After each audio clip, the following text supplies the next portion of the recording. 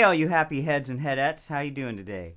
I'm Joel Martin, and thank you so much for clicking through and watching this. This is a special little series called Help on the Way, Grateful Dead Guitar Instruction, or HOTWGDGI.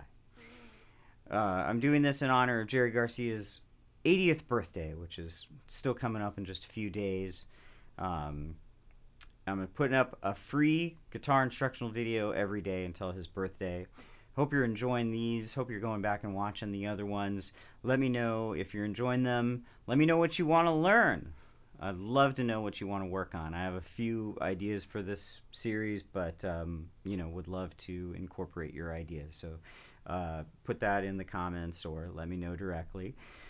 Today we're going to work on what's one of my favorite songs, and this goes out to all you touch heads out there.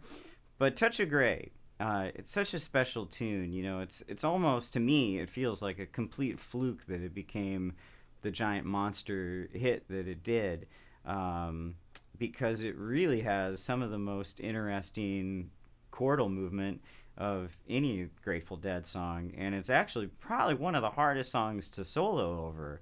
So the fact that it's that complex and challenging is kind of amazing that it became a hit. But it's a great song and a powerful message, and obviously I guess that's what people connect with, right? So before we go any further, please hit subscribe. Subscribe to my little channel here. I play pedal steel. I always try to come up with great content, whether it's guitar or pedal steel or Grateful Dead stuff. There's literally hundreds of hours of stuff here. So I'm not going to show you how to play all the stuff, because you can find the chords to this anywhere on the internet, and there's some other lessons and stuff. But and it's all, for the most part, big block bar chords. The intro is a couple open chords, open A and E.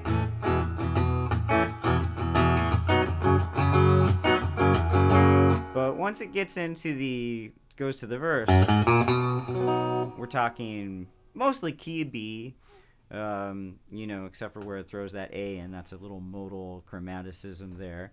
But, the meat of the song is key of B, Ionian. That's sort of where everything stems from in the song. And we'll start it out by talking about the chorus lick, which I think is one of the best Jerry Garcia moments of all time. I will get by. Come on, it's amazing. So what he does is it starts on the F sharp, and then the B, and then on the E, he really puts some grease on it and slides into the third of the E chord, and then he hits an open fifth string, hits a couple more chromatic notes here, A sharp, and then B, and then goes to an open E, and then a couple chromatic notes from the F sharp, G and G sharp. So that's...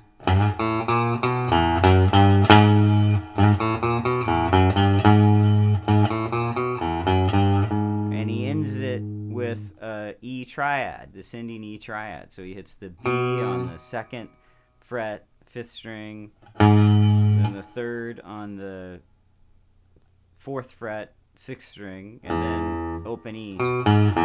So the whole thing is... And then you're back to the start.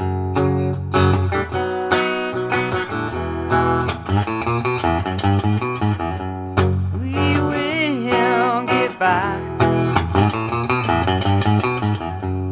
We will just like bye. Little modal chromaticism there.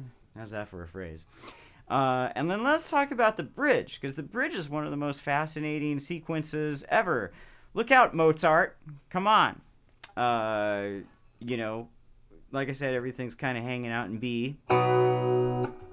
But the bridge starts on a C sharp minor, so it's sort of the 2 minor chord of B. But then all of a sudden, he goes major.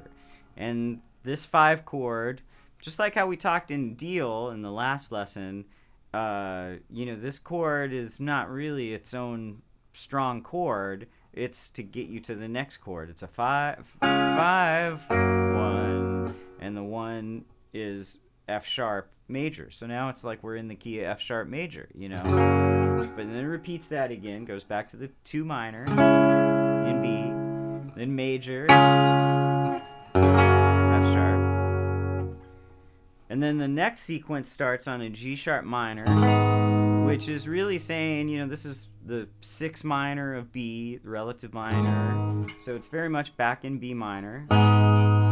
But then it kind of plays with that 1 minor dominant 5 minor relationship, because the next chord is a D sharp dominant chord, which would really... But now we start this incredible sequence. And the way I like to play it, because I really like the way this sounds, Jerry didn't really play it like this, but I like to follow down the chords, because once you get to the next chord, there's a beautiful little chromatic string all the way to the end. Beautiful voice leading. And so you have this D sharp 7, then a C sharp 7, then an F sharp 7, and I like to have that 7 on top, and then a B7, and then an E7, that 7 on top, and then an F sharp. So you have all that string.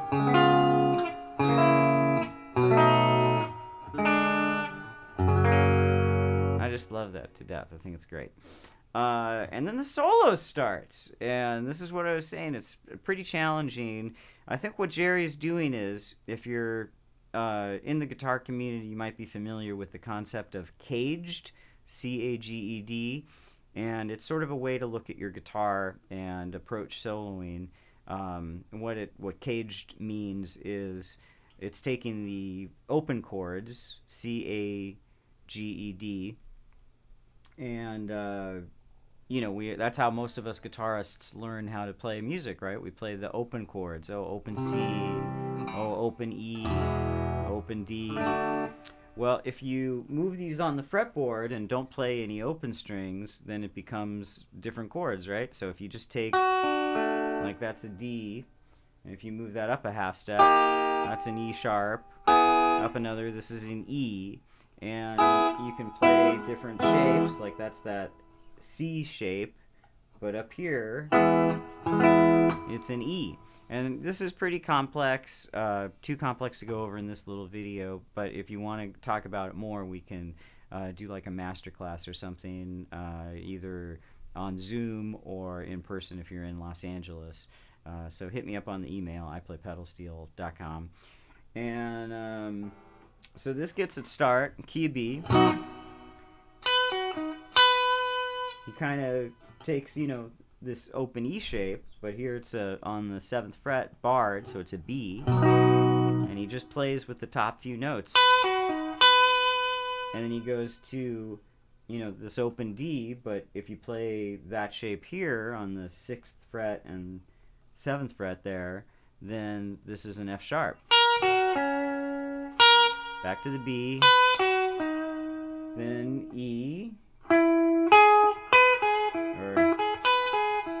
and then an A, then an F sharp, back to B, that's a, just like a D shape, but here, and then E again. And again, I'm not showing you the exact solo, but I'm trying to show you how you can play around these chord changes and improvise your own solos. And then it solos over the chorus changes, which are the F sharp, and then B, and then E, and he does the little melody, F sharp, B, and then E, F sharp, B, and then an A, E, F sharp. So you can hear all those Jerry licks there just right off of these chords. They all spring from just making the shape and then hitting the notes around it, which is really great and fascinating. So that's Touch of Grey. If you have any questions about it, please put them in the comments or reach out to me over email. I playpedalsteel@gmail.com. And I really appreciate you watching Help on the Way Grateful Dead Guitar Instruction, or HOTWGDGI. And stick around because I'm going to be doing this right up until Jerry Garcia's 80th birthday on August 1st. And of course, August 1st starts, what we in the Dead culture call the Days Between, which is a celebration of Jerry's life from his birthday on the 1st to his death date on August 9th. And great bands all over the country are playing Jerry music. My own band, Grateful to the Core, will be playing on August 6th in Torrance at the End, all afternoon from 1 to 5. It's going to be a blast, so I hope you can come out. It's free as well. Let's see what else. Oh, about Touch of Grey. Even though we all know that Touch of Grey came out on record and that wonderful video in 1987, you can find it on show tapes as early as 1982. So it made its rounds. 82, there's versions in 84. They hadn't really found the groove on it. In fact, it's fun to listen to because they kind of almost have like a Bertha groove to it at first, when it first came out. And so it took a little while to find, where to put it. But those versions are pretty fun. You can find them on archive or re-listen or probably even on YouTube here. So anyway, thank you so much for watching, and stay grateful.